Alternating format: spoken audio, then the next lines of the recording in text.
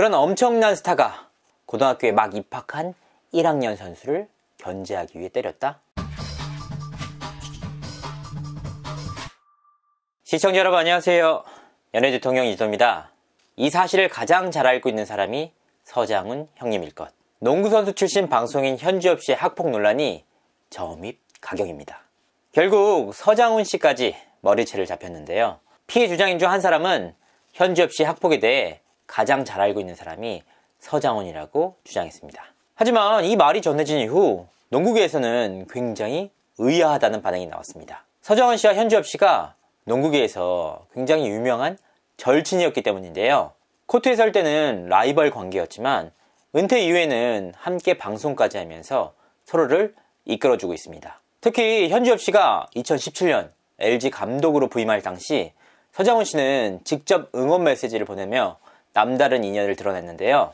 현주엽 감독이 잘할 것이다 라는 덕담까지 곁들였습니다. 이와 같이 두 사람의 친분을 차치하더라도 서장훈 씨가 현주엽 씨보다 한 살이 더 많았기 때문에 폭력이 이루어졌다고 주장하는 시기, 그 시기에는 이미 서장훈 씨는 대학생, 현주엽 씨는 고등학생이었습니다. 특히나 서장훈 씨는 피해 주장인과 3살 차이가 나기 때문에 실질적으로 서로 얼굴을 볼 기회가 없었습니다. 이런 상황 속에서 현주엽 사건에 대해 서장훈 씨를 끌어오면서 서장훈 씨가 잘 알 것이라고 주장한 것이죠.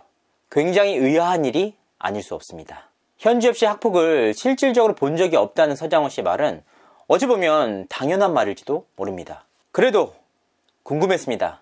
농구계에서 현주엽 씨에 대한 평판이 어떤지 말이죠. 정말 피해 주장인들의 말대로 현상군에 가까운 폭군이었을까요? 돌아온 답은 이랬습니다. 장난기가 많은 사람이다. 현주엽 씨의 장난에 호불호가 갈릴 수는 있지만 나쁜 사람은 결코 아니다. 이 같은 반응을 접한 이후 사건이 굉장히 복잡해졌습니다. 중학교 때까지 현산군이라고 불릴 정도로 폭군이었던 현주엽 씨의 인성이 어떻게 대학 이후, 프로 데뷔 이후부터 좋아질 수 있는지. 실제로 학폭폭로 이후 현주엽 씨를 향한 미담까지 나올 정도인데요. 바로 이 지점에서 의문이 생겼습니다. 그래서 이번 폭로와 관련해 현주엽 씨의 피해 주장인들의 주장을 자세하게 살펴보게 됐습니다. 이 과정에서 곳곳에서 의문점이 발생했는데요. 먼저 이 일은 30년도 더 지난 일입니다. 증거보다는 주장과 주장이 맞서고 있는 상황인데요. 이런 상황 속에서 굉장히 의아한 부분이 하나 있습니다. 바로 현주엽 씨를 향한 미담이 계속해서 나오고 있다는 겁니다. 그간 연예계와 스포츠계에서인 학폭 폭로를 살펴보면 가해자에 대한 미담이나 옹호로는 좀처럼 살펴보기 어려웠습니다. 하지만 현주엽 씨의 경우는 상황이 조금 달랐는데요. 고교 후배부터 친구, 방송 관계자, 당시 학창시절을 같이 보냈던 팬들로부터 미담이 쏟아지고 있는 것이죠. 그 내용은 이렇습니다. 방송 일을 하고 있는데 카메라가 꺼졌을 때 현주엽 씨의 모습을 자주 봤다. 장난기가 많고 투덜대긴 한다. 하지만 현주엽 씨에게 폭력적인 모습을 본 적은 없다. 휘문 나왔던 형들 얘기를 들어보면 현주엽에 대한 악의적인 소문은 거의 없었다. 반에서도 학교에서도 주엽이는 누구를 때린 적이 없다. 오히려 돈이 없는 친구들에게 짜장면과 탕수육을 사주기도 했다. 학창시절 현주엽에게 사인을 받기 위해 학교도 안 가고 기다린 적이 있다. 그 모습을 본 현주엽이 학교 안 가고 기다리는 거냐?